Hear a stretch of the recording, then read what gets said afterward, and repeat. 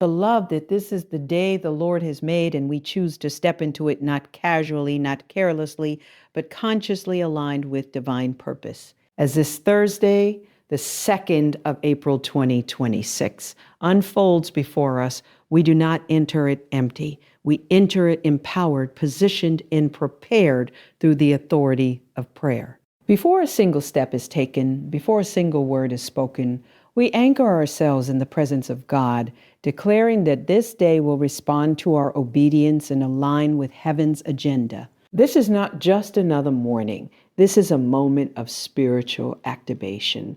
We are not here by accident, and this day will not move randomly. We take dominion over the hours ahead. We speak to the atmosphere and we command it to shift in our favor. Every obstacle is being dismantled, every delay is being overturned, and every hidden blessing is being released. We declare that what was meant for distraction will become direction, and what was meant for harm will be transformed into divine advancement. As we gather in this sacred moment, we posture ourselves with expectation. We refuse to be passive observers of life. We become active participants in God's unfolding plan. Today, we will walk in clarity. Today, we will move with precision. Today, we will operate with divine intelligence. No confusion, no fear, no limitation will have the final say. We silence every negative voice, every internal doubt, and every external opposition that dares to rise against the purpose of God for this day. Lift your spirit now and prepare your heart, because this prayer is not routine. It is strategic. It is not ordinary. It is prophetic. We are about to legislate in the spirit, to call things that are not as though they were, and to establish heaven's will on earth. As we begin, align your thoughts, align your words, and align your faith, because something is shifting, something is breaking, and something is about to be released over your life today. There is a difference between waking up and arising with intention. And today you are not simply waking to another cycle of routine.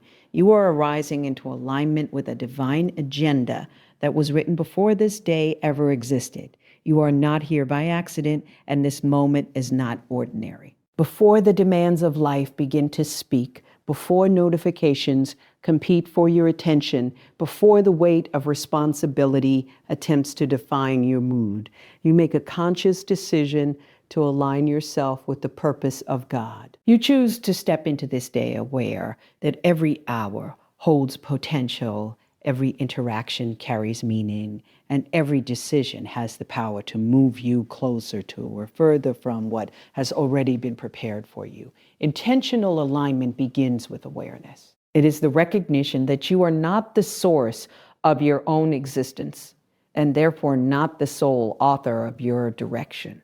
There is a higher wisdom, a greater intelligence, a divine strategy that sees beyond what you can perceive.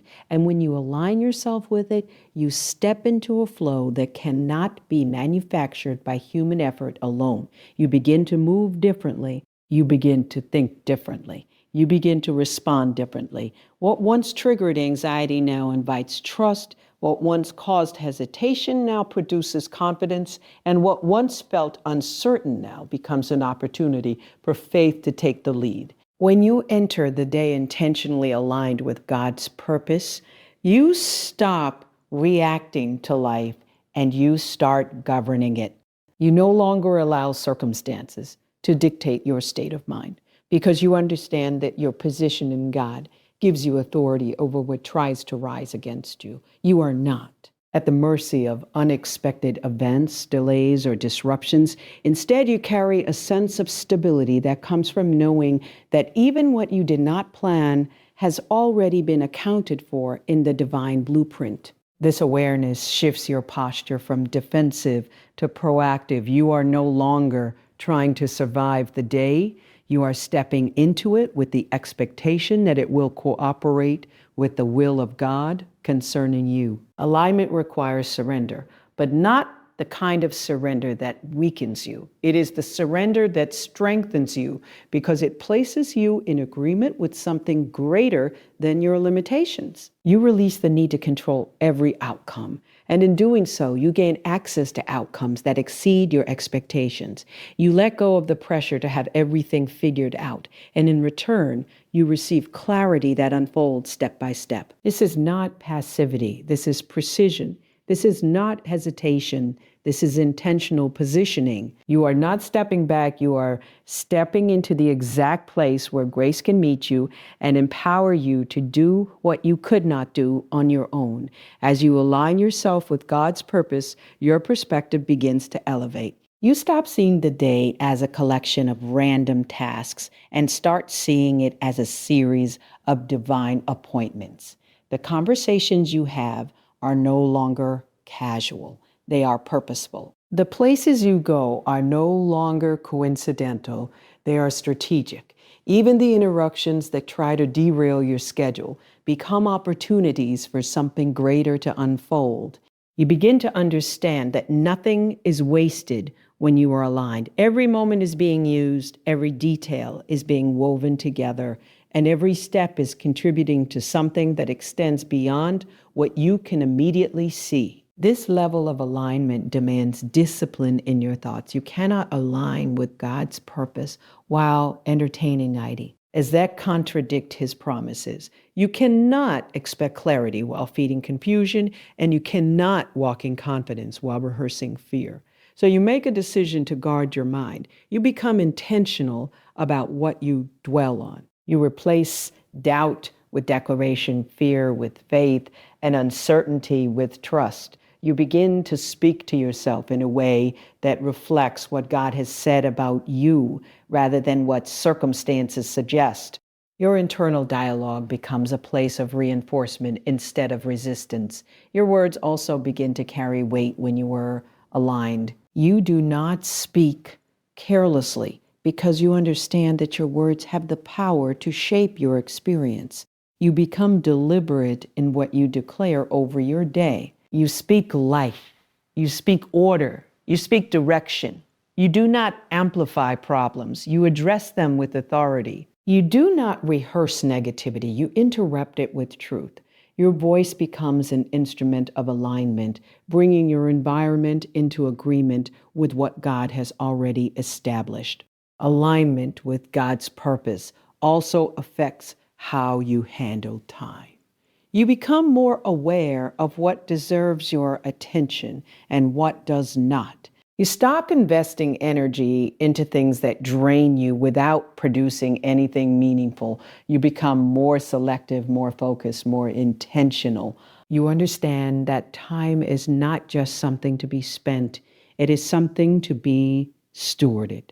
Every moment is an opportunity to move in sync with purpose, and you refuse to waste it on distractions that pull you away from what matters most. There is also a confidence that comes with alignment, a quiet assurance that you are exactly where you need to be, even if everything around you does not yet reflect it. You do not need constant validation from people because your alignment with God provides a deeper sense of security. You are not easily shaken by opinions, delay, or temporary setbacks because you know that your direction is not determined by what is happening around you, but by what has already been established above you.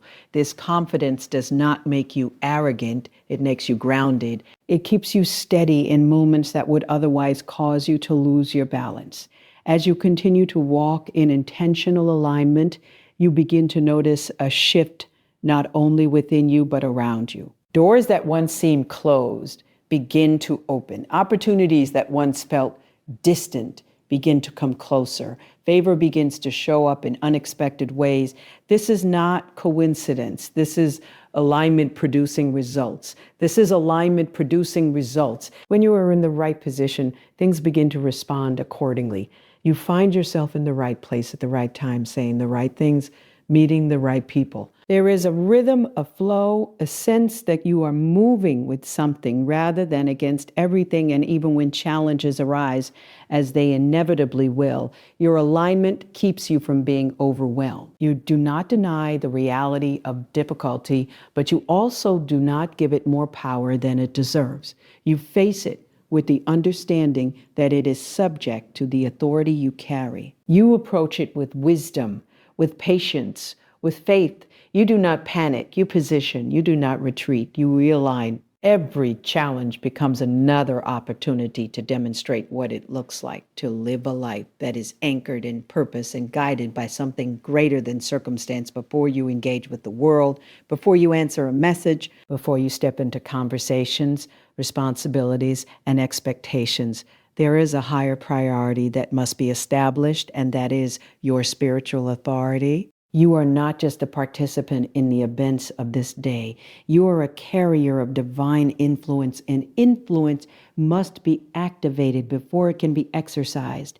If you begin your day without establishing who you are in the spirit, you risk allowing everything around you to define you instead of you defining the atmosphere you step into. Authority is not assumed, it is asserted, and it begins in the unseen before it is ever manifested in the visible.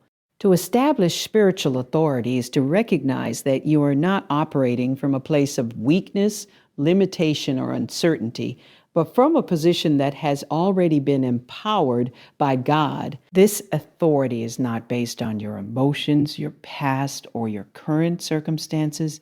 It is rooted in your identity, and your identity is anchored in something that cannot be shaken by what is happening around you. When you understand this, you stop waiting for permission to take control of your day. You stop hesitating in the face of challenges. You stop shrinking back when resistance appears. Instead, you rise with a clarity that says you have the criety, the power, and the responsibility to take dominion over everything that concerns you. Establishing this authority requires intentional engagement. It is not something that happens automatically. It is something you activate through your thoughts, your words, and your posture. You begin by aligning your mind with truth, reminding yourself of who you are and what has been given to you. You reject every lie that tries to minimize your capacity or distort your identity. You refuse to carry the weight of insecurity, fear, or doubt into your day. Instead, you replace those thoughts with declarations of strength, confidence, and purpose. You speak over yourself with authority because you understand that your internal environment sets the tone for everything external. Your words become one of the primary ways you establish spiritual authority. What you say is not just sound, it is substance. It carries power. And when you speak intentionally, you begin to shape the reality around you. You do not speak casually about your day. You do not make statements that reinforce limitation or negativity. You declare what will be, not based on what you see, but based on what you know has been established for you. You speak peace where there is chaos. You speak clarity where there is confusion. You speak strength where there is weakness. Your words become commands, not suggestions, and the atmosphere begins to respond accordingly. This authority also shows up in how you carry yourself. It is reflected in your posture, your decisions, your reactions. You do not move through the day timidly, hoping things will work out. You move with intention, with awareness, with confidence. Even in moments where you do not have all the answers, you remain steady because your authority is not dependent on your complete understanding. It is grounded in your connection to God, and that connection provides a stability that cannot be disrupted by uncertainty. You walk into rooms knowing that you bring something with you, something that has the power to influence, to shift, to transform. When you establish spiritual authority before engaging the world, you also become more discerning. You are not easily influenced by every opinion, every trend, every voice that tries to capture your attention. You filter what you allow into your mind and your spirit. You are selective about what you agree with because you understand that agreement is powerful. What you come into agreement with. You give permission to operate in your life, so you choose wisely. You align yourself with truth, with purpose, with what builds and not what destroys. This discernment protects you from being pulled in directions that do not serve your calling. There is also a level of responsibility that comes with spiritual authority. It is not just about what you can do. It is about how you choose to do it. You are not given authority to dominate others or to elevate yourself above them in a way that diminishes their value. Your authority is meant to bring order, to bring peace, to bring alignment. It is meant to reflect the character of God in the way you interact with people and situations. This means you lead with wisdom, you respond with patience, and you act with integrity. Your authority is not loud or forceful in a destructive way.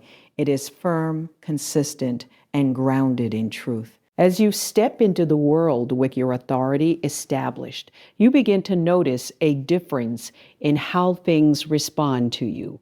Situations that once overwhelmed you now feel manageable. Conversations that once intimidated you now feel navigable.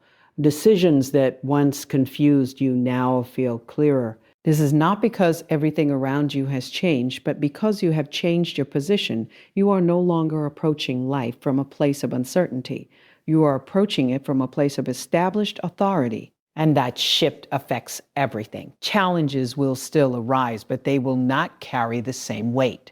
You will face opposition, but it will not have the same impact.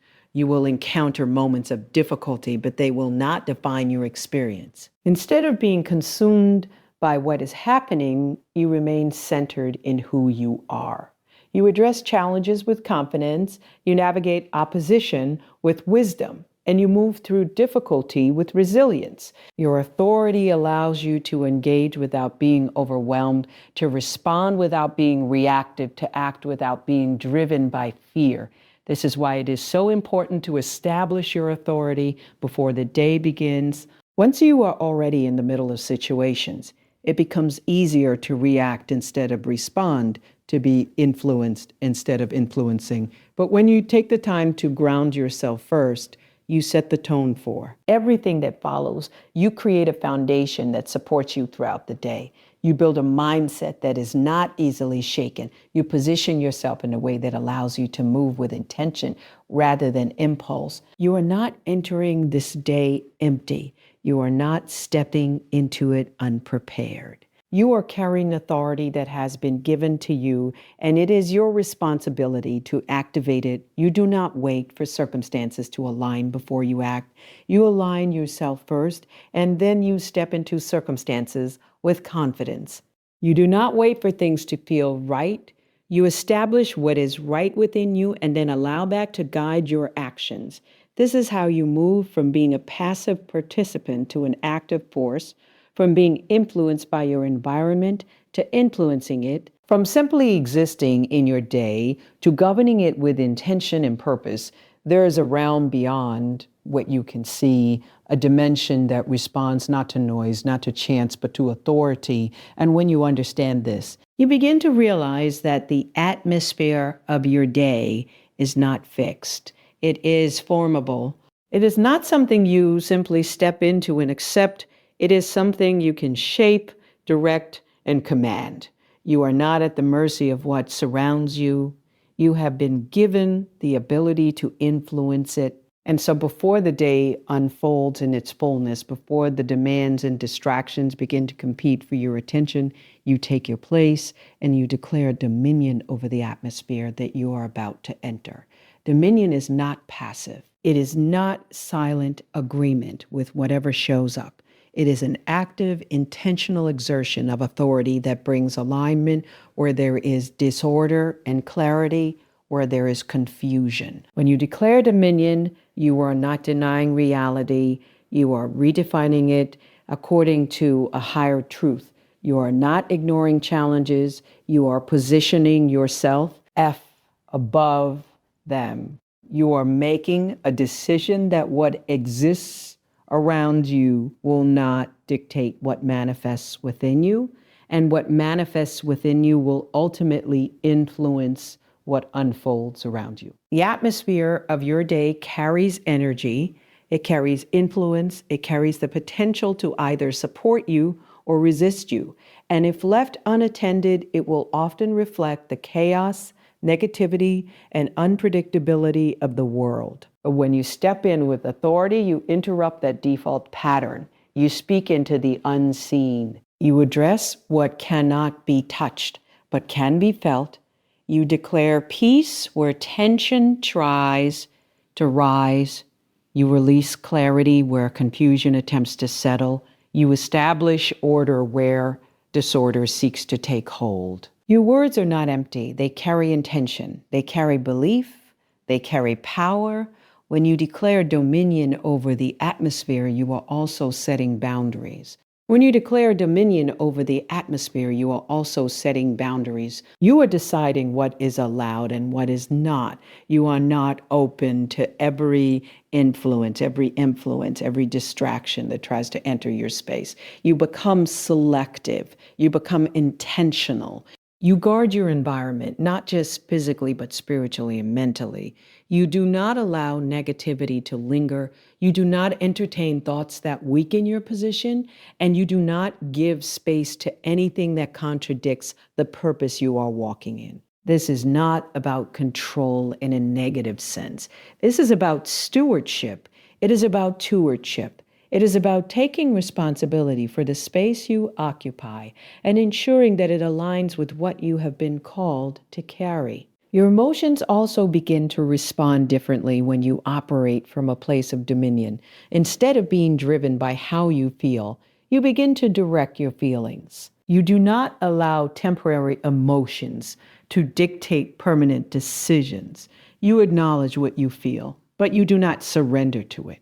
You bring your emotions into alignment with truth. You choose peace even when there is pressure. You choose confidence even when there is uncertainty. You choose stability even when everything around you seems unstable. This is not denial. This is discipline. This is the result of understanding that your internal state has the power to influence your external experience. As you move through your day, the dominion you declared begins to manifest in subtle and significant ways. Conversations begin to flow differently. Situations that could have escalated begin to settle. Opportunities that seemed unlikely begin to appear. You notice that you are not reacting the way you used to. You are responding with a calmness and clarity that feels anchored in something deeper. This is the evidence of an atmosphere that has been aligned. This is what happens when you take the time to speak before things start speaking to you. There will be moments when the atmosphere tries to shift back, when pressure increases, when negativity attempts to re-enter. But because you have already established dominion, you are not caught off guard. You recognize it quickly. You address it immediately. You do not allow it to take root. You reaffirm your position. You speak again if necessary. You stand firm in what you have already declared. Dominion is not a one-time action. It is a continuous posture. It is something you maintain, something you reinforce, something you remain aware of throughout your day. This authority over the atmosphere also affects how others experience you. People begin to sense a difference. There is a steadiness, a clarity, a presence that is not easily shaken. You become a point of stability in environments that are otherwise uncertain. You bring calm into chaos, direction into confusion, and confidence into spaces where doubt has been dominant. This is not something you have to announce. It is something that is felt. It is the result of you choosing to take responsibility for the atmosphere you carry and the one you step into. Declaring dominion is also an act of faith. It requires you to believe that what you speak matters, that your alignment with God gives you the authority to influence what cannot be seen. It requires you to act before you see evidence, to speak before there is confirmation, to stand firm even when there are no immediate results. This kind of faith is not based on emotion. It is based on conviction. It is rooted in the understanding that there is a higher order at work, and when you align with it, you are not speaking into emptiness. You are speaking into a system that is designed to respond. You are not powerless in your day. You are not subject to whatever happens to come your way. You have been given the ability to shape your environment, to influence your atmosphere, to declare what will and will not take place. This is not about controlling every detail. It is about establishing a foundation that everything else builds upon. When the atmosphere is right, things begin to align. When the atmosphere is clear, direction becomes easier. When the atmosphere is stable, movement becomes more effective. So you do not enter your day casually. You do not step into it without intention. You pause, you center yourself, and you speak. You declare what this day will carry. You establish what will be allowed. You set the tone before anything else has the chance to set it for you. You take your place, you exercise your authority, and you move forward knowing that you have already influenced the space you are about to occupy. There comes a point where you must make a decision about how you will show up in your own life, because passivity has a way of disguising itself as comfort while quietly stealing your authority. It convinces you that waiting is wisdom when in reality, T is hesitation, that silence is peace, when in reality it is avoidance, that going with the flow is ease, when in reality it is a lack of direction.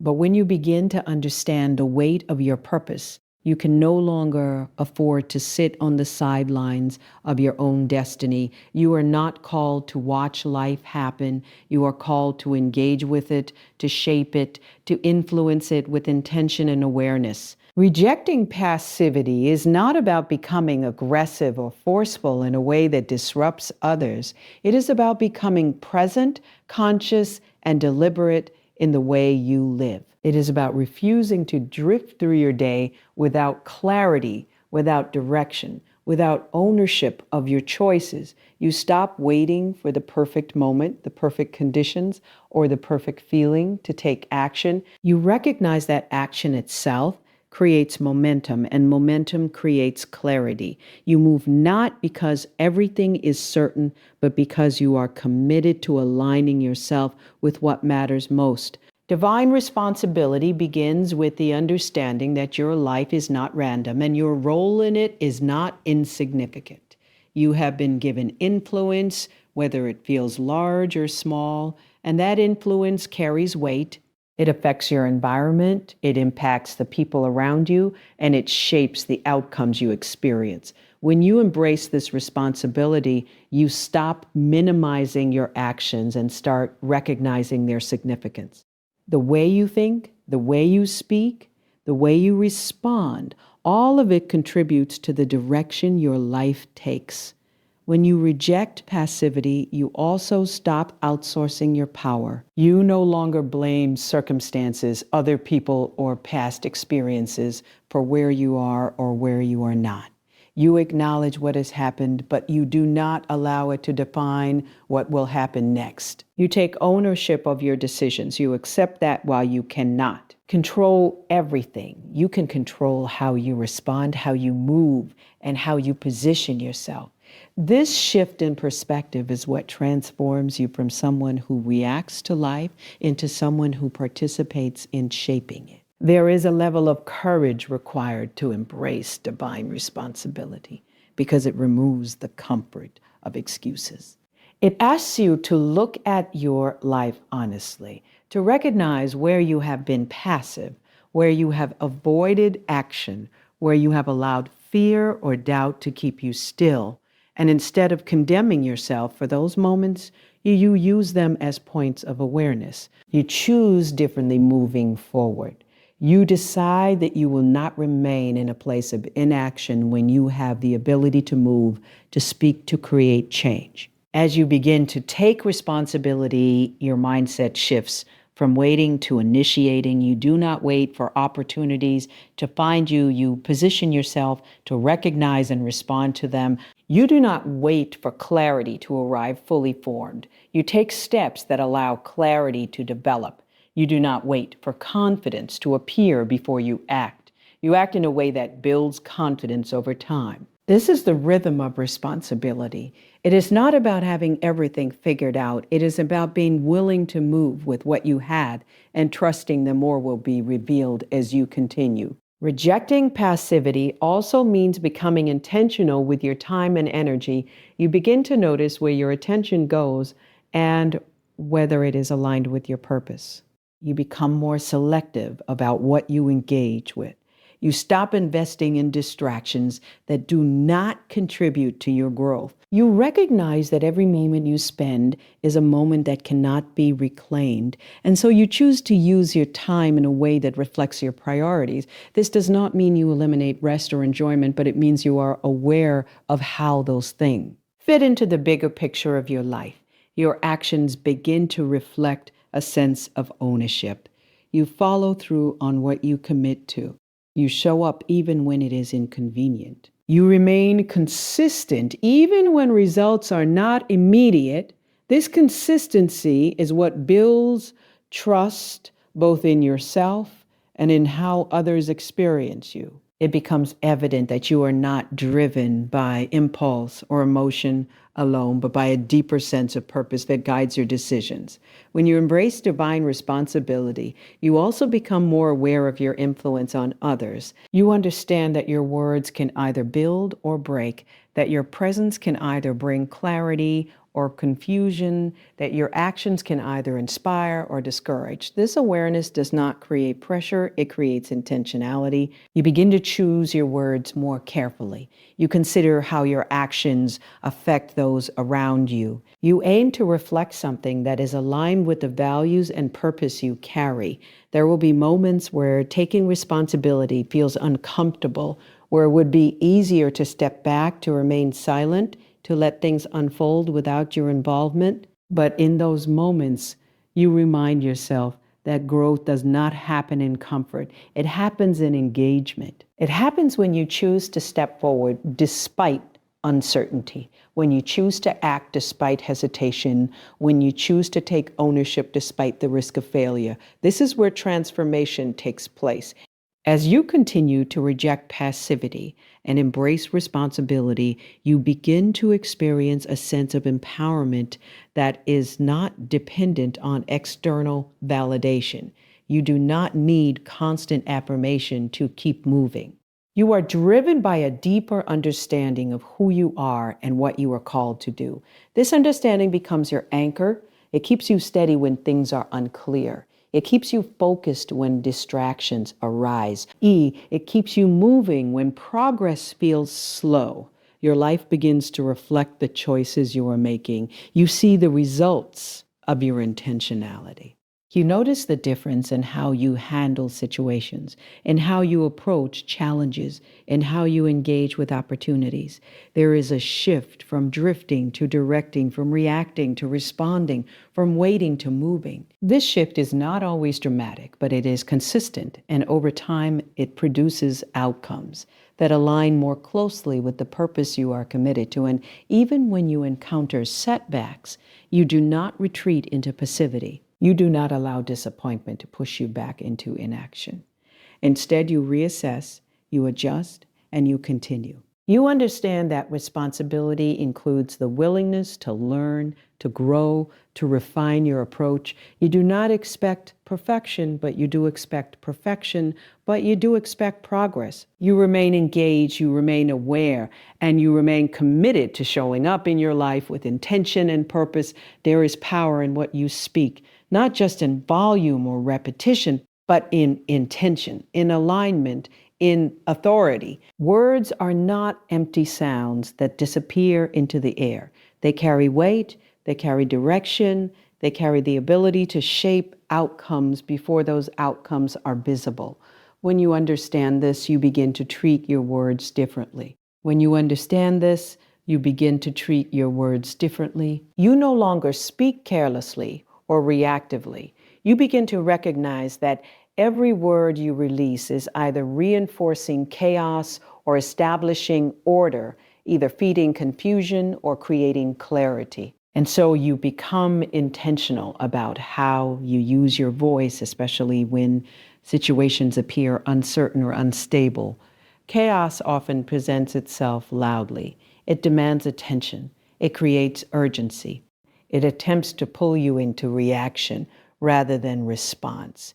It shows up in unexpected disruptions, in miscommunication, in pressure, in things not going according to plan. And if you are not grounded, if you are not intentional, you can easily become absorbed in that chaos, allowing it to dictate your emotions, your decisions, and your direction. But when you understand your authority, you do not allow chaos to lead. You step in and you speak to it. You address it with clarity. You bring structure where there is disorder. You do not ignore the situation, but you refuse to let it remain undefined. Speaking order into chaos begins internally. Before you can influence what is happening around you, you must first stabilize what is happening within you. Your thoughts must come into alignment. You cannot expect to create clarity externally while entertaining confusion internally. So you begin by directing your mind. You interrupt thoughts that amplify the problem without offering any solution. You replace them with thoughts that are grounded, focused, and purposeful. You remind yourself that you are not powerless, that you have the ability to respond with wisdom rather than react with emotion. Once your internal state is aligned, your words begin to carry a different kind of weight. You do not speak from panic. You speak from position. You do not speak from fear. You speak from faith. You begin to declare what is necessary rather than describe what is wrong. Instead of repeating the problem, you define the direction. Instead of amplifying confusion, you introduce clarity. You say what needs to be established. You articulate what must happen next. Your words become instructions, not just expressions. Clarity is not always about having all the answers. It is about having enough understanding to take the next step with confidence. And when you speak clarity, you are not claiming to know everything. You are choosing to focus on what can be known, what can be done, what can be done, what can be controlled. You break down what feels overwhelming into, whoa, that is manageable. You create a path where there seemed to be none. You simplify what was complicated. This is how clarity functions. It does not eliminate complexity, but it navigates through it with intention. When you speak order into chaos, you also influence how others respond. Your presence becomes stabilizing. People begin to look to you not because you have all the answers, but because you are not contributing to the confusion. You bring a sense of direction into conversations that could easily spiral. You ask the right questions. You focus attention on what matters. You help shift the focus from what is wrong to what can be done. This influence is not about control. It is about contribution. It is about adding value in moments where clarity is needed most. There will be times when chaos does not immediately respond, when things remain uncertain, when outcomes are not clear, when progress feels slow. In those moments, consistency becomes important. You continue to speak order. You continue to reinforce clarity. You do not revert back to confusion just because the situation has not yet changed. You understand that your words are part of a process. They are shaping direction even when results are not immediately visible. You remain steady in what you are declaring. This approach also requires discipline in what you allow yourself to say. It is easy to fall into patterns of complaining, of venting, of expressing frustration without direction. While there is a place for acknowledging difficulty, there is also a responsibility to not let that acknowledgement become the dominant narrative. You do not dwell in language that keeps you stuck.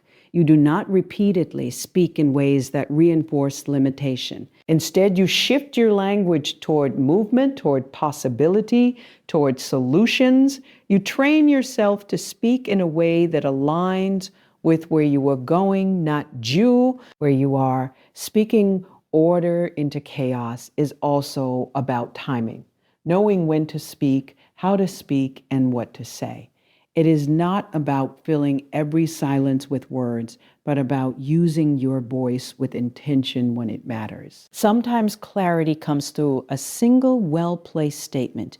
Sometimes it comes through asking a question that redirects focus. Sometimes it comes through choosing not to engage in conversations that only create more confusion. This awareness of timing is part of the wisdom that accompanies authority. As you practice this consistently, it becomes a natural part of how you operate. You no longer default to reacting. You default to responding with intention. You begin to notice that situations that once overwhelmed you are now opportunities for you to bring structure and direction. You become more confident in your ability to navigate uncertainty. You trust your capacity to think clearly even when things are not clear around you. Your environment begins to reflect this shift. There is less unnecessary tension, less prolonged confusion, less reactive decision making. This does not mean that challenges disappear, but it means they are handled differently. There is a sense of movement, of progress, of intentional action. You begin to see results that align with the clarity you have been speaking. Steps become more defined. Decisions become more aligned. Outcomes become more consistent with the direction you have established. And even in moments where chaos seems persistent, you do not abandon your position. You do not allow the external to override the internal. You continue to speak, to direct, to define. You remain grounded in the understanding that order is not something you wait for. It is something you create through alignment, through intention, through the consistent use of your voice to establish what is true and what will be done next F. Ed is not a passive belief that sits quietly in the background of your life. It is an active force that is meant to govern how you think, how you speak, and how you move. It is not reserved for moments of crisis alone, nor is it something you visit occasionally when circumstances feel uncertain. Faith is designed to be a constant, a guiding authority that shapes your decisions long before outcomes are visible. When you begin to activate faith as a governing force in every situation, you shift from living reactively to living intentionally, from being driven by what you see to being directed by what you believe. Activation implies movement. It means you are not content with simply having faith as an idea. You are committed to expressing it as a practice. You engage it deliberately. You bring it into your daily interactions, your choices, your internal dialogue. You do not separate your faith from your routine. You integrate it into everything.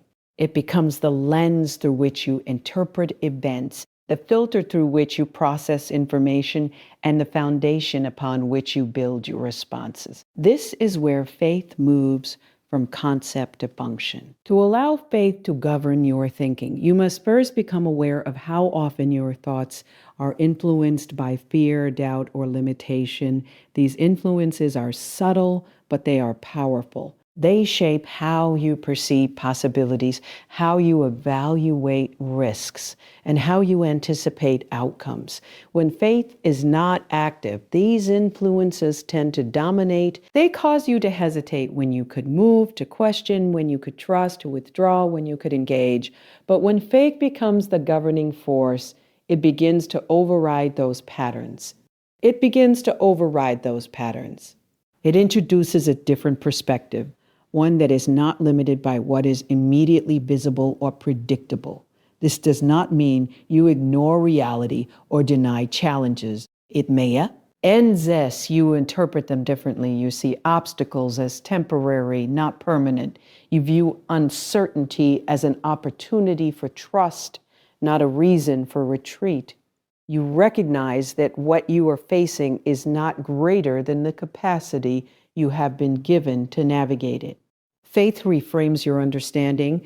It allows you to hold on to possibility even when evidence is not yet present. It keeps you from collapsing under pressure because it anchors you in something that is not subject to change. Your words also begin to reflect the influence of faith when it is activated. You speak with expectation rather than hesitation. You declare outcomes that align with purpose rather than outcomes that are dictated by fear. This does not mean you make empty or unrealistic statements. It means your language is rooted in belief, in conviction, in a sense of direction that goes beyond what you can currently prove. You become careful not to contradict what you believe with what you say. You align your speech with your faith, understanding that inconsistency between the two weakens your position. Faith as a governing force also shapes your actions. It moves you beyond intention into execution. You do not wait for perfect conditions because faith does not require certainty to move. It requires trust. You take steps even when the full path is not visible. You make decisions based on alignment rather than comfort. You act in ways that reflect where you believe you are going, not just where you currently stand. This kind of action builds momentum. It creates movement that would not exist if you were waiting for everything to be confirmed before you begin.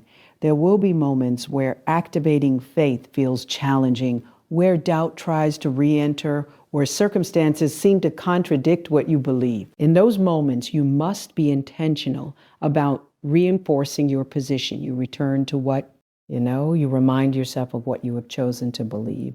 You do not allow temporary conditions to redefine your perspective. You stay consistent in your thinking, in your words, in your actions. This consistency is what strengthens faith. It is what turns it from something fragile into something stable and reliable. Activating faith also requires discipline in what you allow to influence you. Not every voice supports your direction, but not every piece of information contributes to your clarity. You must be selective. You must guard your focus. You choose to engage with what strengthens your belief rather than what weakens it. This does not mean you isolate yourself from reality, but it means you are intentional about what you internalize. You do not give equal weight to everything you hear or see. You filter it through the lens of your faith. As faith becomes more active, you begin to notice changes in how you experience situations. You are less reactive, less anxious, less uncertain. There is a steadiness that develops, a confidence that is not dependent on immediate results. You are able to move through challenges with a sense of calm, not because everything is easy, but because you are anchored. You trust that your steps are being guided, that your efforts are not in vain, that what you are building is supported by something greater than your own strength.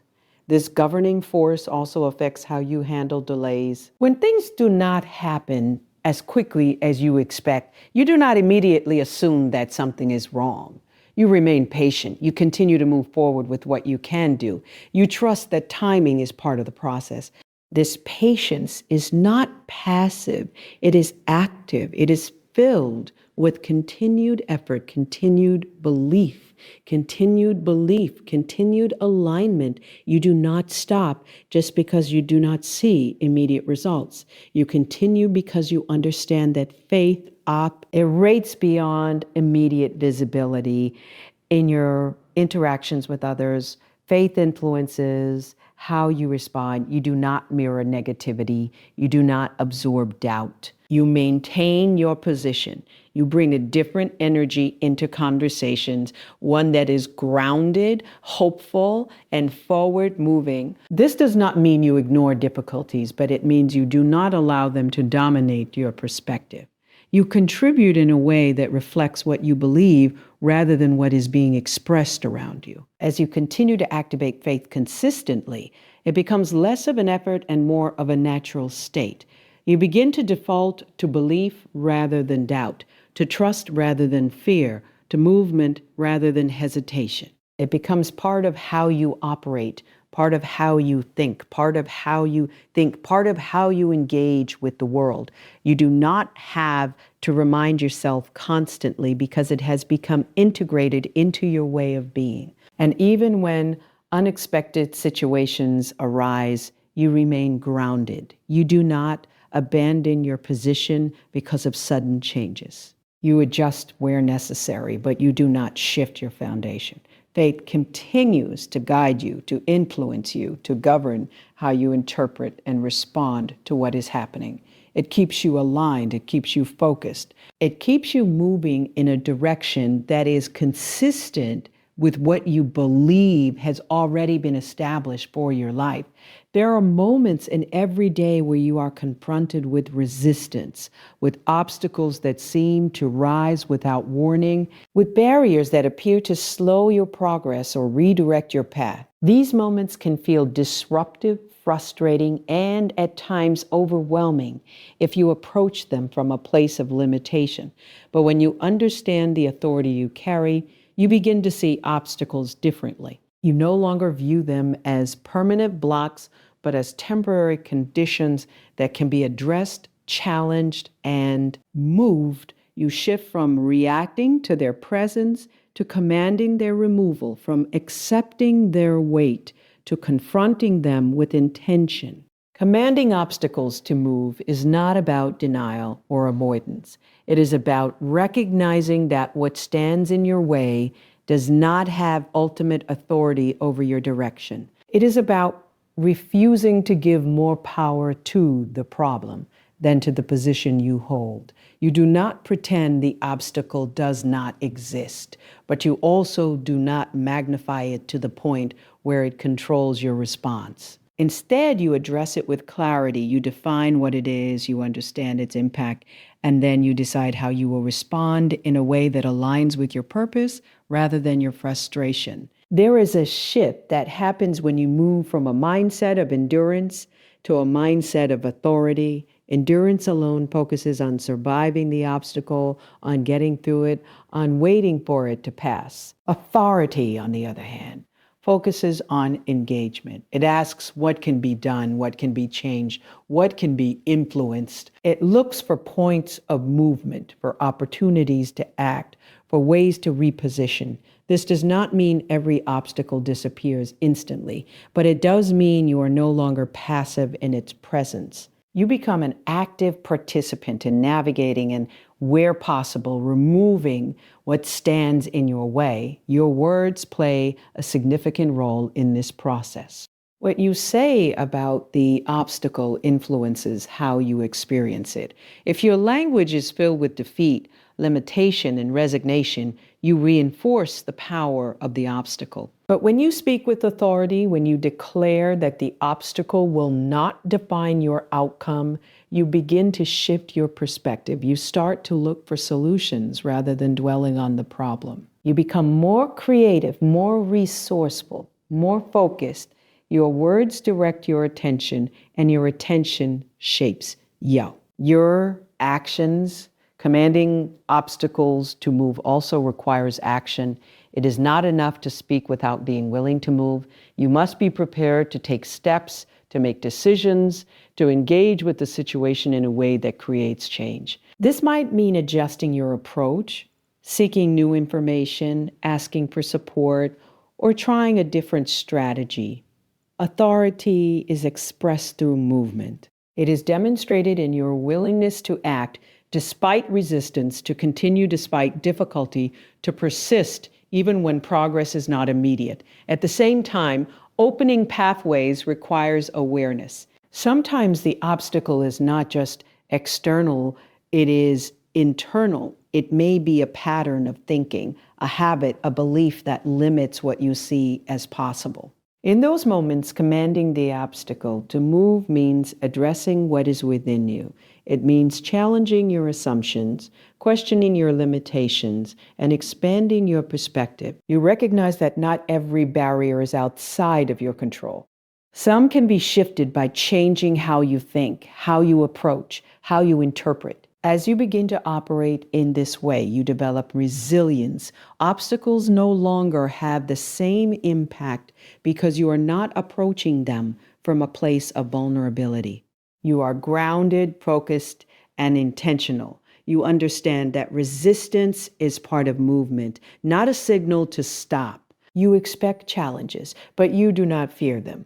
You see them as part of the process, as opportunities to apply what you know, to strengthen your approach, to refine your direction. Opening pathways is also about recognizing opportunities that are not immediately obvious. Sometimes the path you expected is blocked, not because you were meant to stop, but because there is another direction available. When you are focused solely on one outcome, one route, one expectation, you can miss what is emerging around you.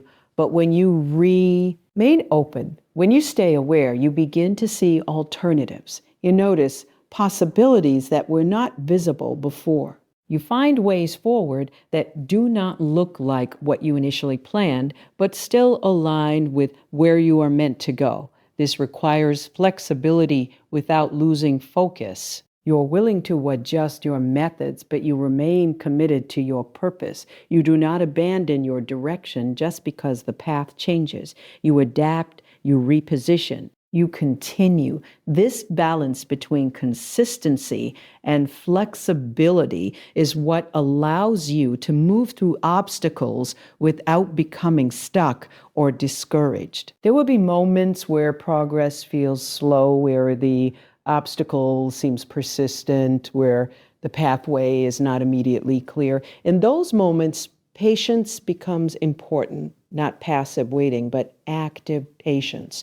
You continue to take steps, even small ones. You continue to engage, to think, to explore. You do not allow frustration to cause you to stop. You maintain movement even if it is gradual. This consistent engagement is what eventually creates breakthrough. Your environment also begins to respond to this approach. When you consistently address obstacles with clarity and action, when you consistently look for and create pathways, you begin to build momentum. Others begin to recognize your approach. Opportunities begin to align with your movement. You find that what once felt difficult becomes more manageable, not because challenges disappear, but because you have developed the capacity to navigate them effectively.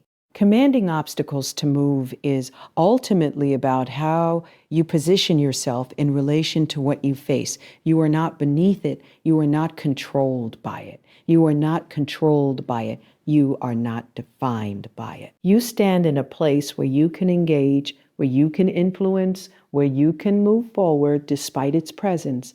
This position allows you to approach each situation and with a sense of agency, with a belief that movement is possible, that change can occur, that progress can be made.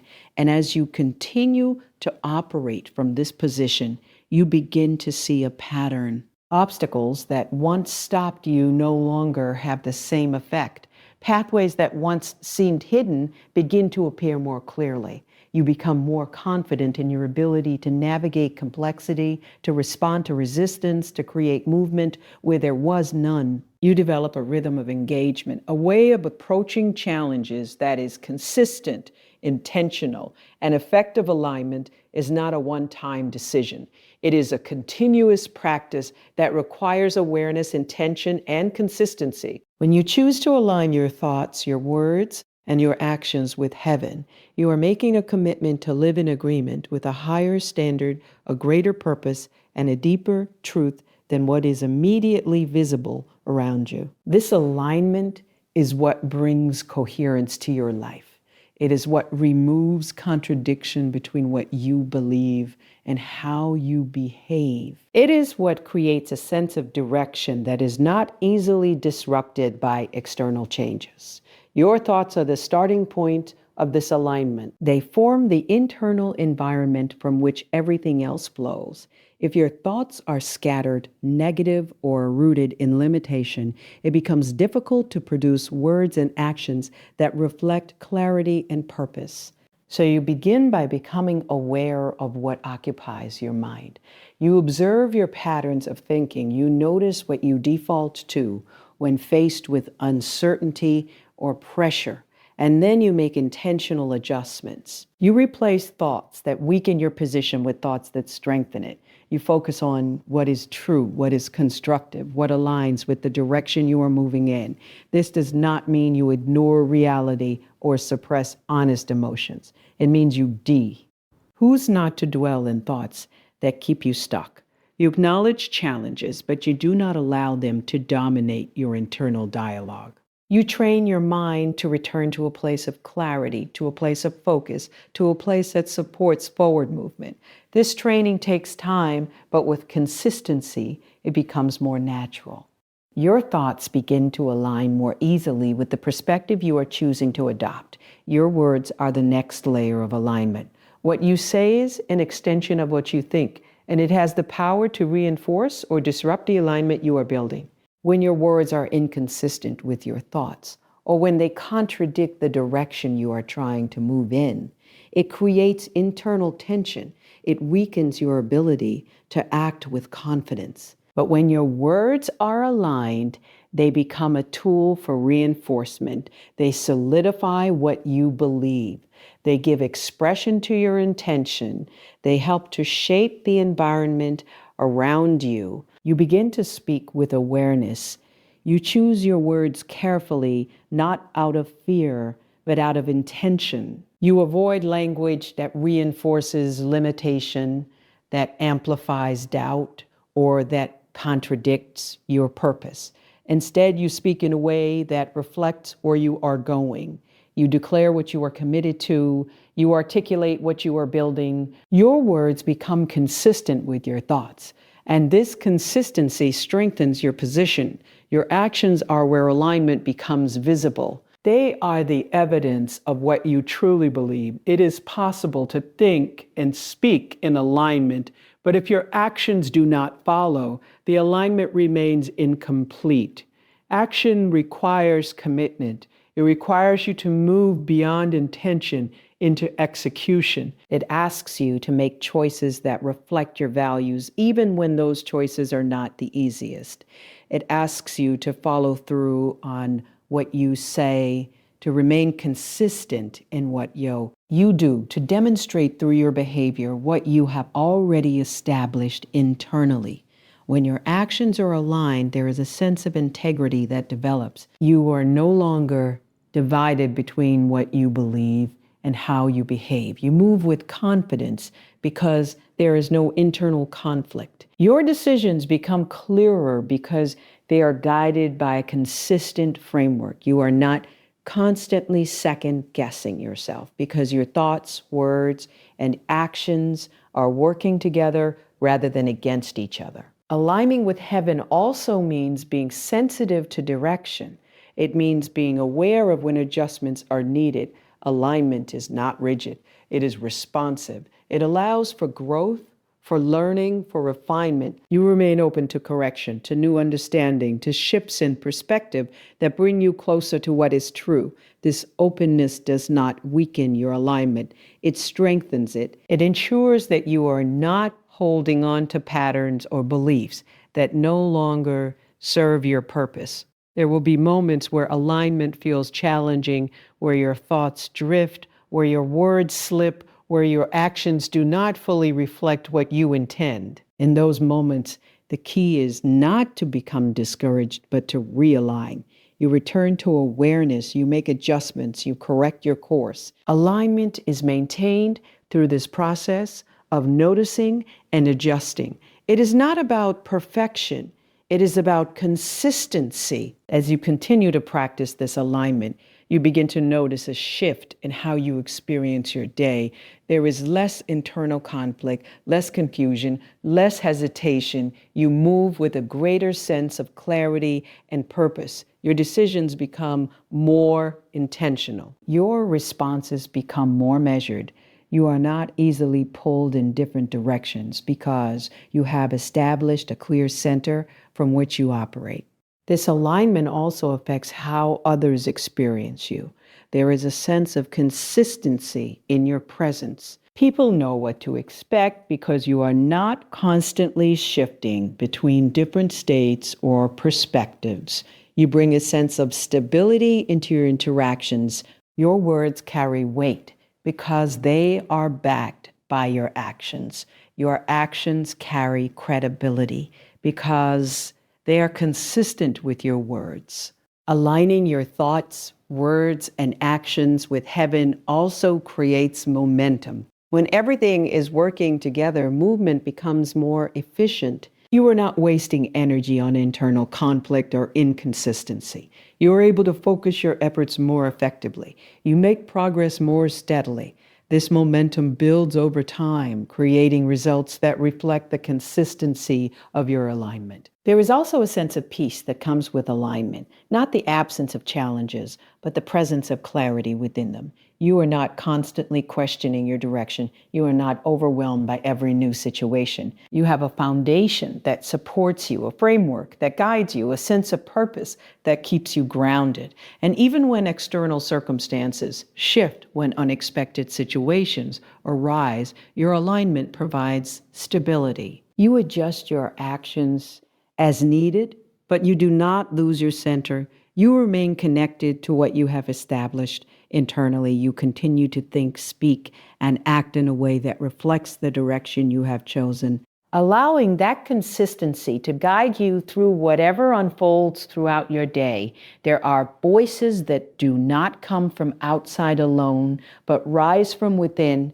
subtle and persistent, shaping how you see yourself, how you interpret situations, and how you respond to what is in front of you. Internal doubt often speaks quietly, but its impact can be loud.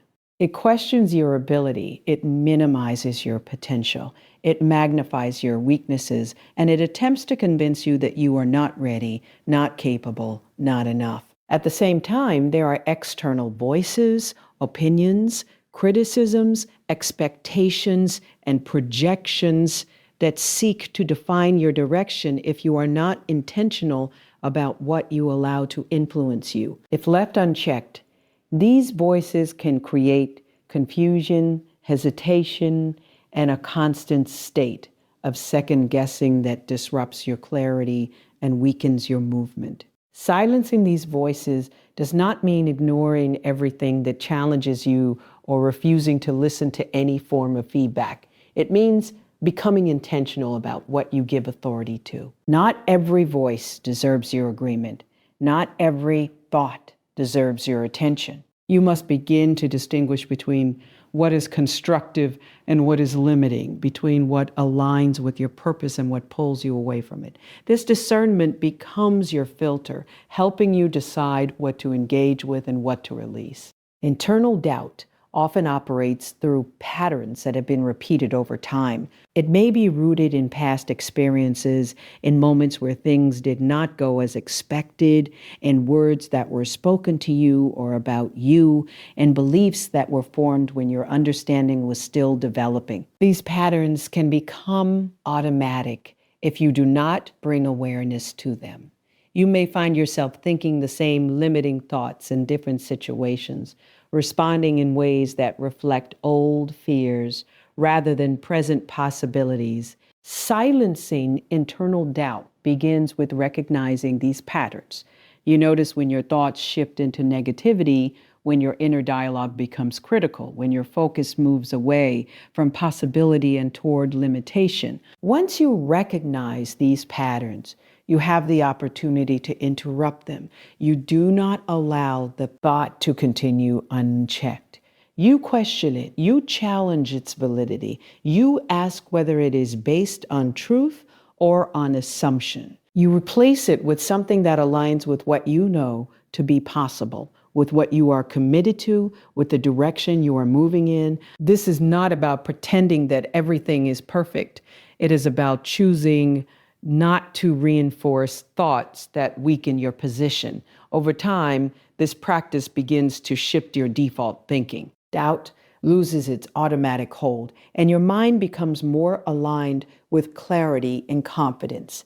External negativity can be more visible, but it can be just as influential. It comes through conversations, through opinions, through the way others interpret your choices or your direction. Sometimes it is subtle, presented as concern or advice. Sometimes it is direct, expressed as criticism or doubt. Regardless of how it appears, you must decide how much access it has to your thinking. You cannot control what others say, but you can control how you respond to it and whether you allow it to shape your perspective. Silencing external negativity requires boundaries. You become more intentional about the environments you place yourself in and the voices you consistently listen to. You pay attention to how certain interactions affect your mindset. If something consistently leaves you feeling uncertain, discouraged, or distracted from your purpose, you begin to limit your exposure to it. This is not about isolation. It is about protection. It is about creating a space where your focus can remain aligned with what matters most. Your response to external voices also changes. You do not feel the need to engage with every opinion or to defend every decision. You become more selective in what you respond to and how you respond. Sometimes silence is the most effective response. Sometimes a clear and confident statement is enough. You do not allow yourself to be pulled into conversations that do not contribute to clarity or growth. You remain grounded in your direction, even when others do not fully understand it. As you begin to silence both internal doubt and external negativity, your focus becomes clearer. You are no longer constantly pulled in different directions by conflicting voices. You are able to concentrate on what is in front of you, on what needs to be done, on where you are going. This clarity improves your decision making. You are less likely to hesitate unnecessarily. You are more likely to act with confidence. You are able to move forward without carrying the weight of constant questioning. There is also an increase in your sense of stability. When doubt and negativity are not dominating your thinking, you are less reactive. You are not easily shaken by challenges or by the opinions of others. You maintain your position. You remain steady in your approach. The stability allows you to navigate situations more effectively because you are not operating from a place of emotional fluctuation. Silencing these voices does not mean they will never appear again. Doubt may still arise. Negative opinions may still be expressed. The difference is in how you handle them. You recognize them more quickly. You address them more effectively. You do not allow them to linger or to take control. You have developed the ability to maintain your focus despite their presence. This practice also strengthens your confidence over time, not a superficial confidence that depends on constant affirmation, but a deeper confidence that comes from consistency. You trust yourself more because you have learned to manage your thoughts, to set boundaries, to remain aligned with your purpose. You are not constantly seeking validation from external sources because you have established a stronger internal foundation. In your interactions with others, this clarity becomes evident.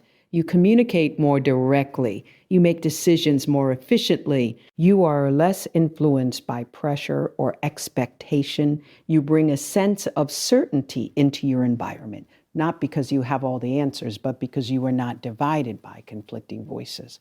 And as you continue to practice this, you create an environment within yourself that supports growth, clarity, and forward movement. You are able to focus your energy on what matters rather than on what distracts. You are able to engage with challenges without being overwhelmed by doubt.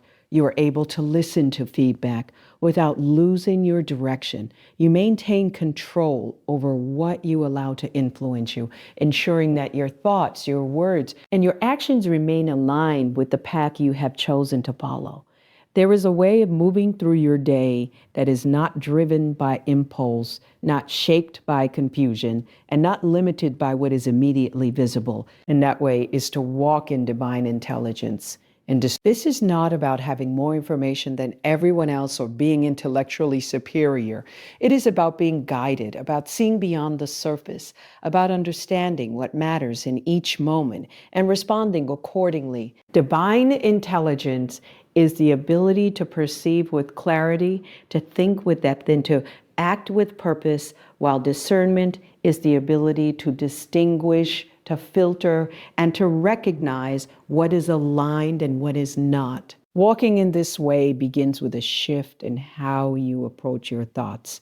You no longer rely solely on your immediate reactions or assumptions. You become more intentional about how you process what is happening around you. When a situation arises, you pause before responding. You observe, you consider, you look beyond the obvious. You ask yourself, what has really happened? Changing what is required, what aligns with your purpose. This pause is not hesitation, it is awareness. It creates space for clarity to emerge rather than allowing impulse to take control. Divine intelligence requires humility. It recognizes that you do not know everything. And because of that, you remain open to guidance, to learning, to insight that goes beyond your current understanding. You are willing to adjust your perspective when necessary. You are willing to receive direction that may not align with your initial expectations. This openness allows you to access a level of clarity that is not limited to your past experiences or current knowledge. It keeps you from becoming rigid in your thinking and allows you to remain adaptable while still being focused. Discernment, on the other hand, sharpens your ability to evaluate what you encounter. Not everything that appears beneficial is aligned with your purpose, and not everything that seems challenging is meant to be avoided. Discernment helps you differentiate between what is valuable and what is distracting, between what is timely and what is premature, between what requires your attention and what does not. It allows you to make decisions that are not based solely on convenience or emotion, but on alignment and intention. As you begin to walk in divine intelligence, your decision-making process becomes more refined. You do not rush into choices without considering their impact. You weigh options. You look at the broader picture. You consider not only immediate outcomes, but also long-term direction. This does not mean you overthink or become paralyzed by analysis. It means you approach decisions with a level of awareness that helps you move forward with confidence. You trust that you are not acting randomly, but with intention and understanding. Your interactions with others also change when you operate from this P, lace. You listen more attentively. You pick up on what is being said and what is not being said. You recognize patterns, intentions, and underlying dynamics that may not be immediately obvious. This allows you to respond more effectively. You are not easily misled by appearances or influenced by surface-level impressions. You engage with people and situations with a deeper level of awareness. Walking in discernment also means knowing when to act and when to wait. Not every opportunity requires immediate action, and not every delay is a sign to stop. Discernment helps you recognize timing. It helps you understand when to move forward and when to hold your position. This awareness prevents unnecessary mistakes and allows you to act at the right moment, increasing the effectiveness of your actions. There is also a level of protection that comes with discernment. It helps you avoid situations that could lead you away from your purpose. It alerts you to inconsistencies, to misalignment, to things that may not be beneficial in the long run. This protection is not about fear, it is about awareness. It allows you to navigate your environment with confidence, knowing that you are able to recognize what is aligned and what is not. As you continue to develop divine intelligence, you become more intentional with your focus. You do not allow your attention to be scattered across everything that demands it. You prioritize, you concentrate on what matters, you invest your energy in areas that contribute to your direction. This focus increases your effectiveness. It allows you to make progress without being constantly distracted by things that do not serve your purpose. This way of operating also brings a sense of calm. When you are guided by intelligence and discernment, you are less reactive. You do not feel the need to respond to everything immediately. You are comfortable taking the time to understand before acting. This calmness is not a lack of urgency. It is a presence of clarity. It allows you to move with intention rather than being driven by pressure. Challenges will still arise, but your approach to them changes. You do not see them as obstacles alone, but as situations to be understood and navigated. You look for insight within the challenge. You consider what can be learned, what can be adjusted, what can be done differently. This perspective turns challenges into opportunities for growth and refinement.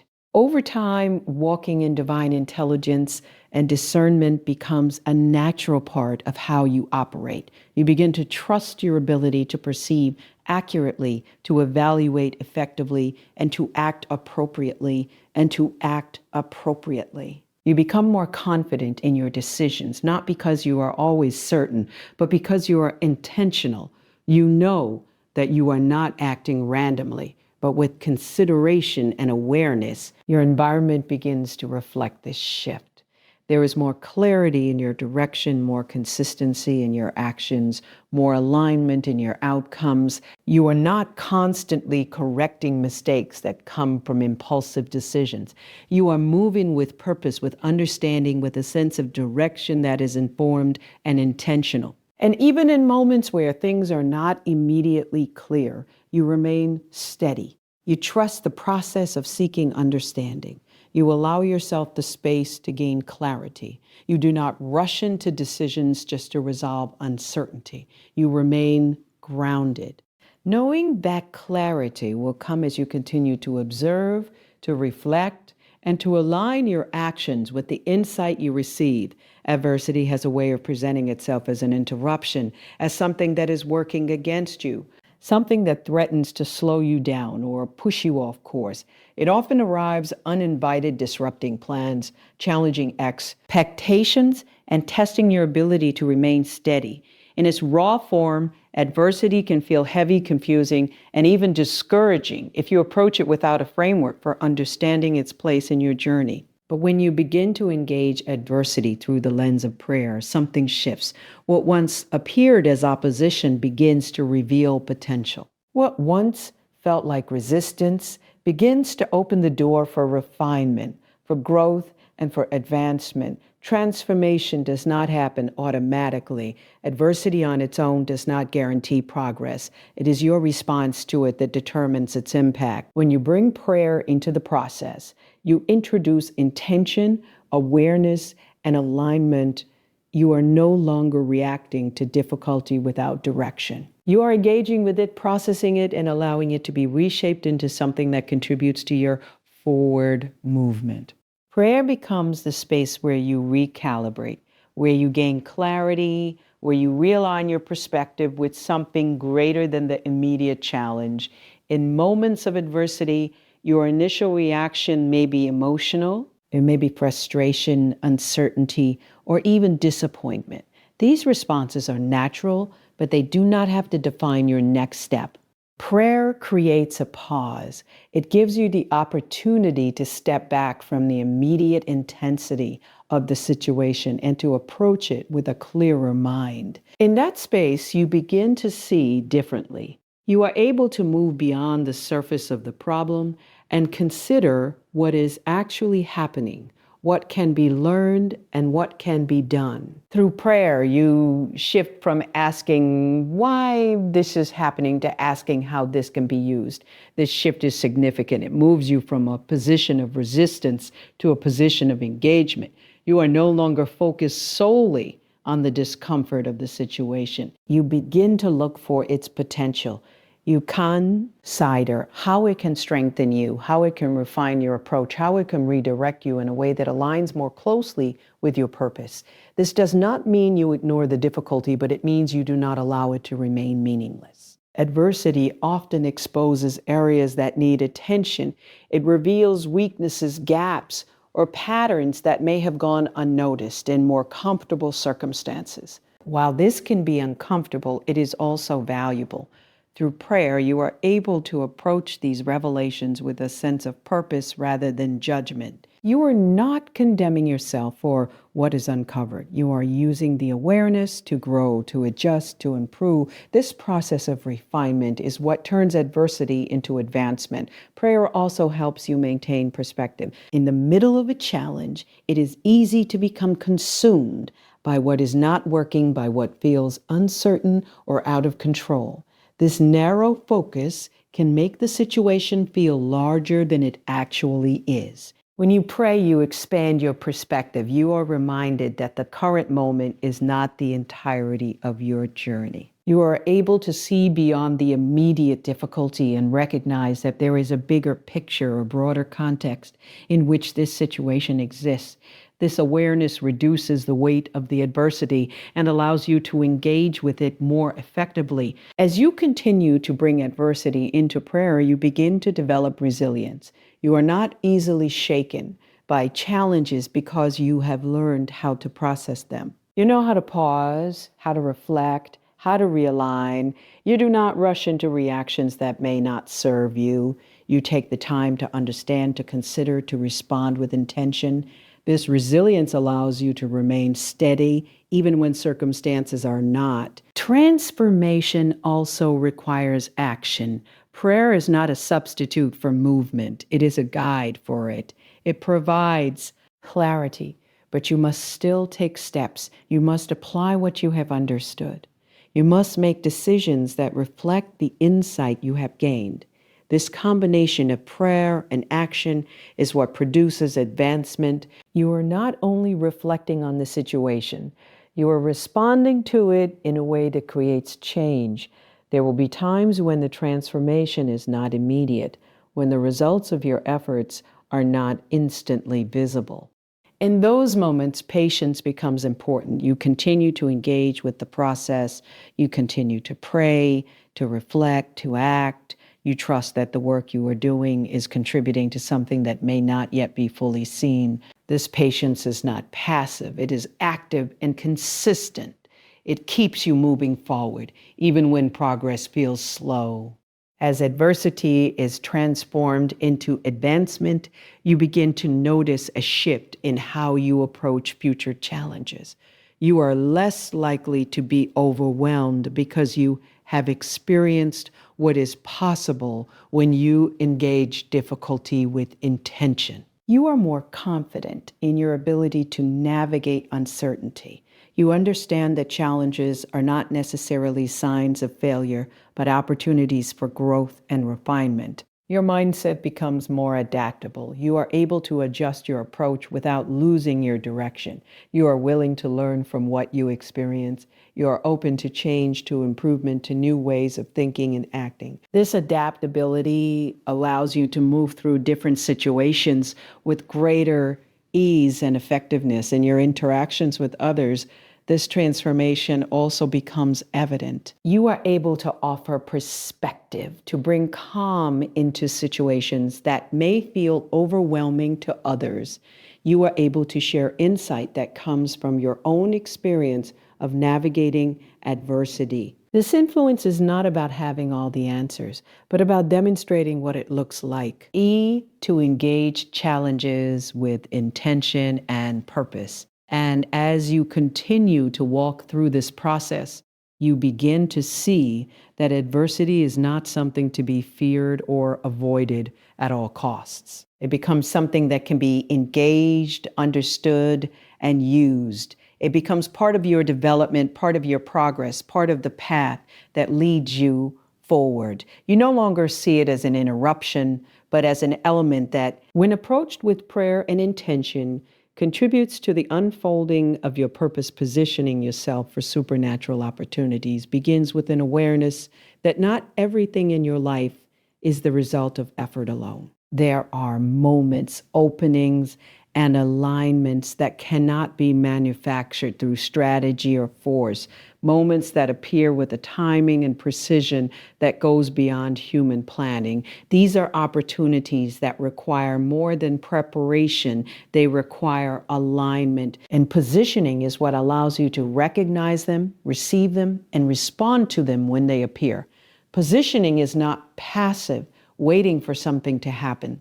It is an active process of preparing yourself internally and externally so that when the opportunity comes, you are ready to engage with it. It is about creating the conditions within your life that make it possible for you to step into what is presented without hesitation or confusion. This preparation involves your mindset, your habits, your focus, and your willingness to move when the moment arrives. Your mindset plays a foundational role in how you position yourself. If you approach life with a limited perspective, you may not even recognize an opportunity when it appears. You may overlook it, dismiss it, or feel unqualified to engage with it. But when your mindset is open, when it is aligned with possibility, you become more aware. You begin to notice connections, patterns, and openings that you might have missed before. You are not just looking at what is obvious. You are attentive to what could become significant. Positioning also requires clarity about your direction. You need to have a sense of what you are moving toward, even if you do not have every detail figured out. This clarity helps you identify which opportunities are aligned and which are distractions. Not every open door is meant for you, and without clarity, it becomes easy to pursue things that do not contribute to your purpose. When you are clear, you can evaluate opportunities more effectively. You can decide where to invest your time and energy with intention. Your habits contribute to your readiness.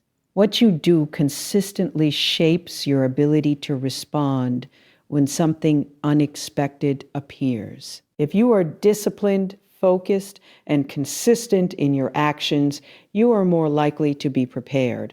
You have built a foundation that supports your ability to act. You are not scrambling to get ready. You are already in a state of readiness. This consistency may not always feel directly connected to an opportunity, but it is what allows you to step into it when it comes. There is also an element of awareness in positioning. You must be present enough to recognize what is happening around you. Opportunities often do not announce themselves in obvious ways. They may appear as conversations, as small openings, as moments that require a quick decision. If you are distracted, if your attention is scattered, you may miss them. But when you are attentive, when you are engaged with your environment, you begin to see more clearly. You notice when something aligns, when something stands out, when something has the potential to lead to something greater. Positioning yourself also involves your willingness to move. When an opportunity appears, there is often a moment of decision. You can either step forward or hesitate. If you hesitate too long, the moment may pass.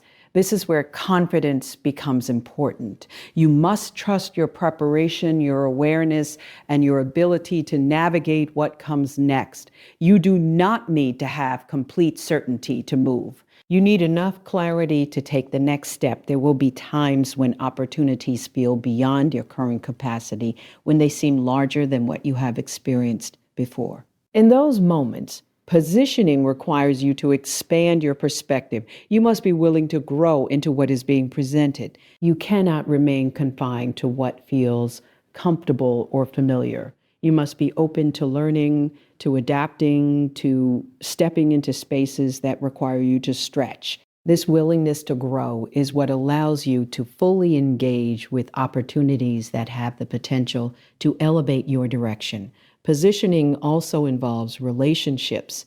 The people you connect with, the environments you engage in, the conversations you participate in, all contribute to the opportunities that become available to you. Being intentional about these connections increases your exposure to possibilities. It places you in spaces where alignment can occur. It allows you to be seen, to be known, to be considered when opportunities arise. There is also a level of patience required in positioning. Not every moment will present an obvious opportunity. There will be periods where you are preparing, where you are building, where you are refining your approach. During these times, it is important to remain consistent. You do not lose focus because you do not see immediate results. You continue to position yourself, knowing that preparation is part of the process. When the opportunity comes, the time you have invested will support your ability to respond. As you continue to position yourself, you begin to notice a pattern.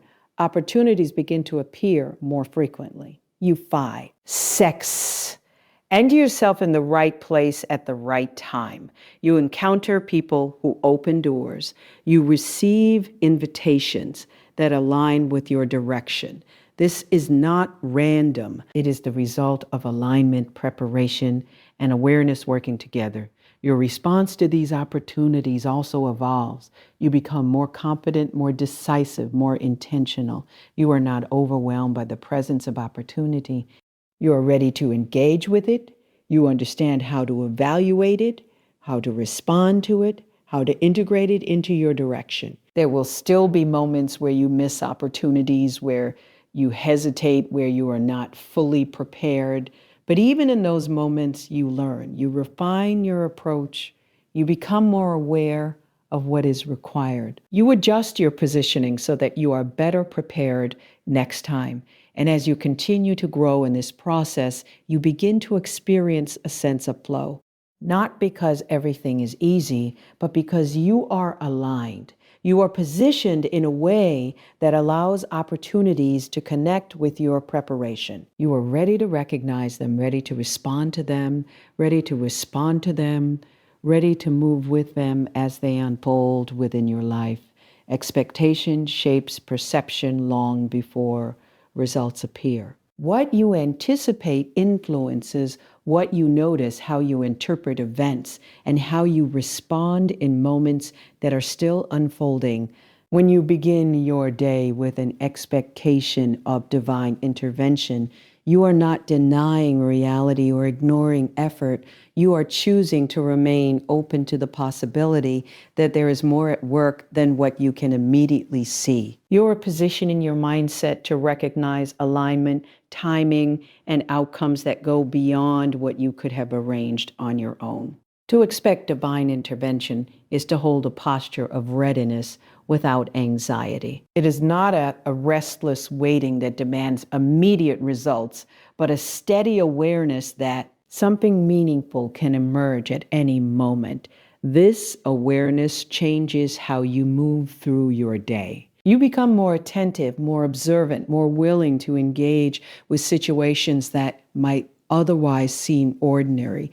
You begin to recognize that what appears small or insignificant can carry greater significance when viewed through the lens of expectation. This expectation influences how you interpret delays and disruptions. Instead of immediately labeling them as obstacles, you consider the possibility that they may be redirects. You pause before reacting. You allow yourself to observe what is unfolding. This does not mean every delay has a hidden advantage, but it means you are not quick to assume that every interruption is working against you. You remain open to the idea that timing is being adjusted in ways you may not fully understand in the moment. In every area of your life, expectation affects how you engage. In your work, you approach tasks with the belief that your effort can connect with opportunities you did not anticipate. In your relationships, you interact with the awareness that conversations can lead to deeper understanding or unexpected connections. In your personal growth, you remain open to insights that can shift your perspective in meaningful ways. This openness does not replace discipline or action. It enhances them by allowing you to see beyond immediate outcomes. Expectation also shapes your emotional state. When you anticipate that something meaningful can occur, you are less likely to be overwhelmed by temporary setbacks. You maintain a sense of steadiness because your focus is not limited to what is currently happening. You hold a broader view, one that includes the possibility of change, of alignment, of progress that is not yet visible. This perspective reduces the weight of uncertainty and allows you to remain engaged without becoming discouraged. There is a balance that must be maintained when expecting divine intervention.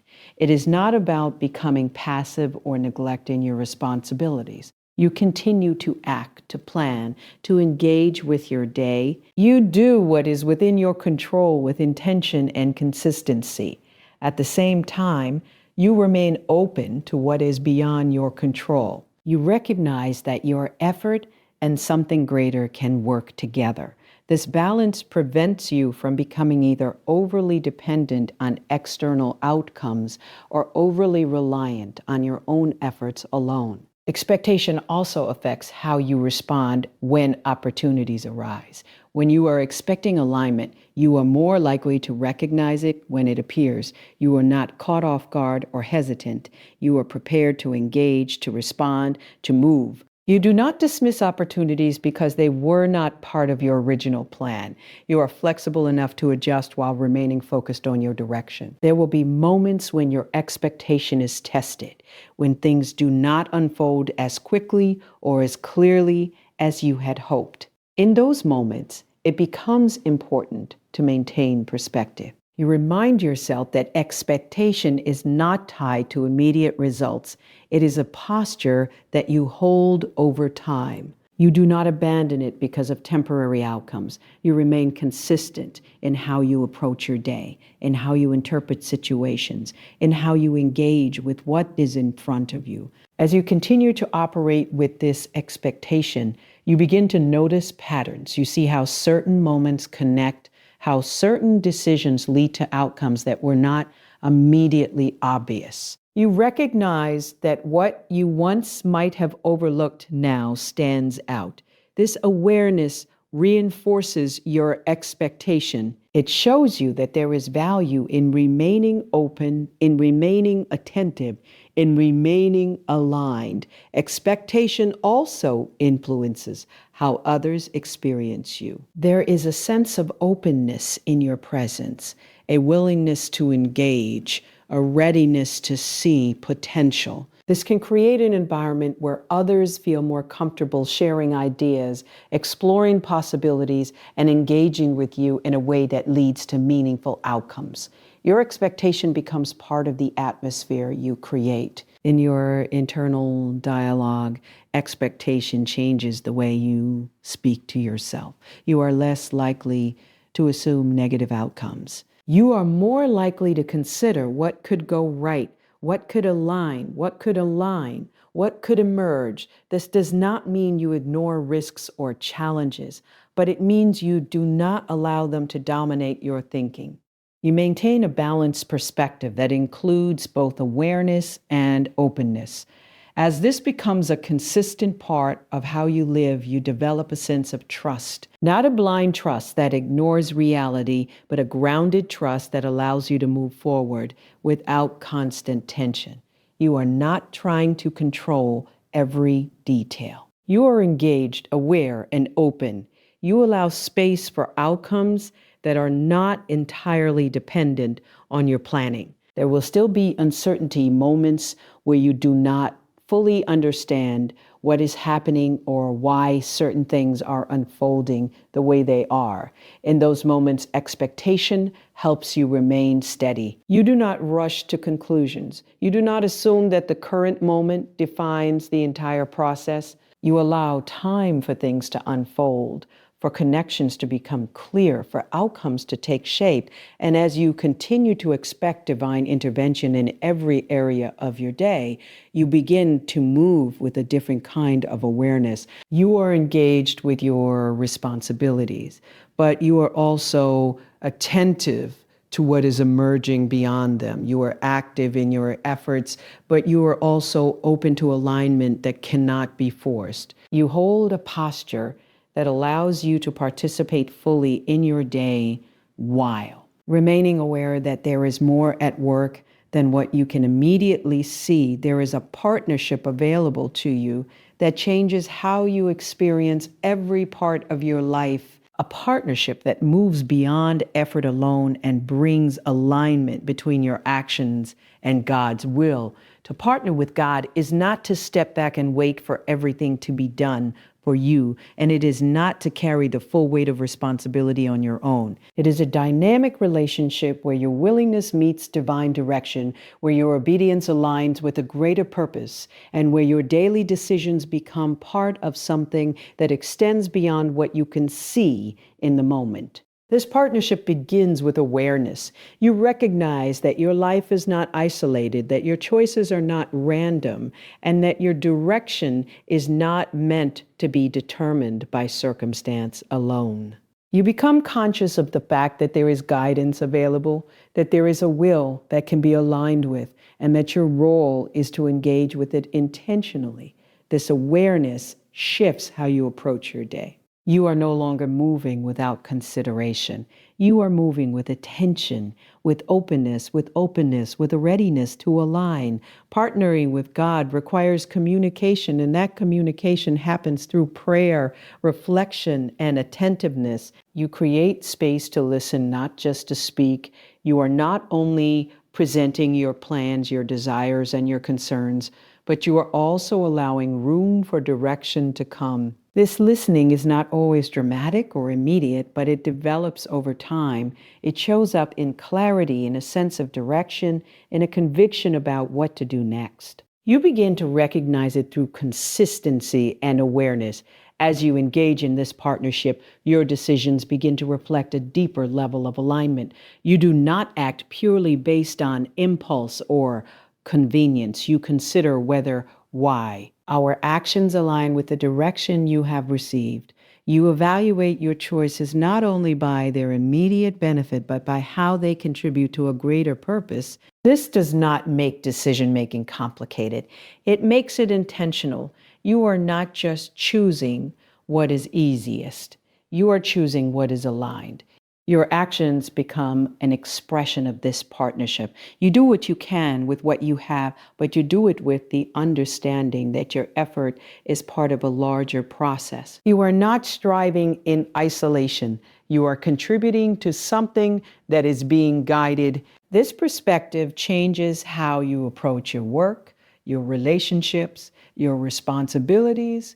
You bring consistency, diligence, and care, knowing that what you are doing matters beyond the immediate outcome. There is also trust involved in this partnership. You will not always see immediate results.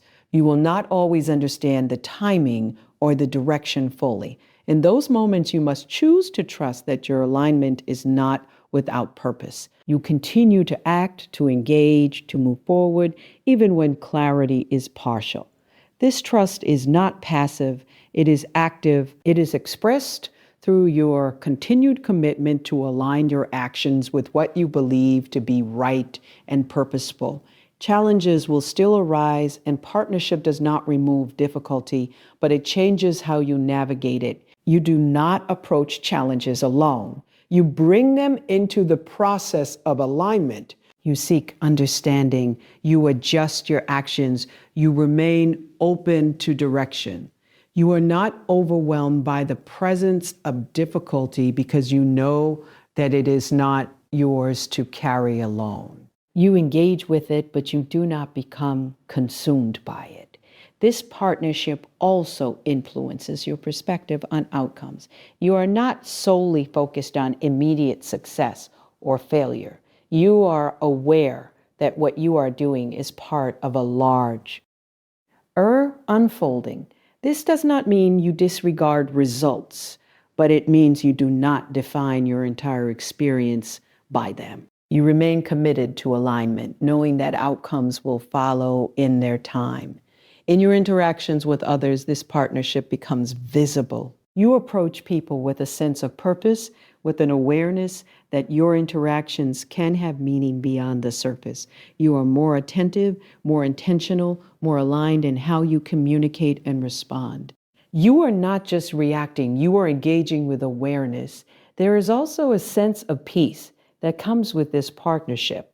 Not because everything is easy, but because you are not carrying everything on your own. You are aligned with something greater, and that alignment provides stability. You are able to move through uncertainty without constant tension. You are able to act without needing to control every outcome. As you continue to partner with God, your sensitivity to direction increases. You become more aware of when to move, when to wait, when to adjust. You recognize patterns, you notice alignment, you respond with greater confidence. This sensitivity develops through consistency. The more you engage, the more you recognize. There will be moments where you question, where you are unsure, or you feel the weight of decisions. In those moments, you return to the foundation of the partnership. You seek clarity, you realign, you continue. You do not allow uncertainty to disconnect you from the process.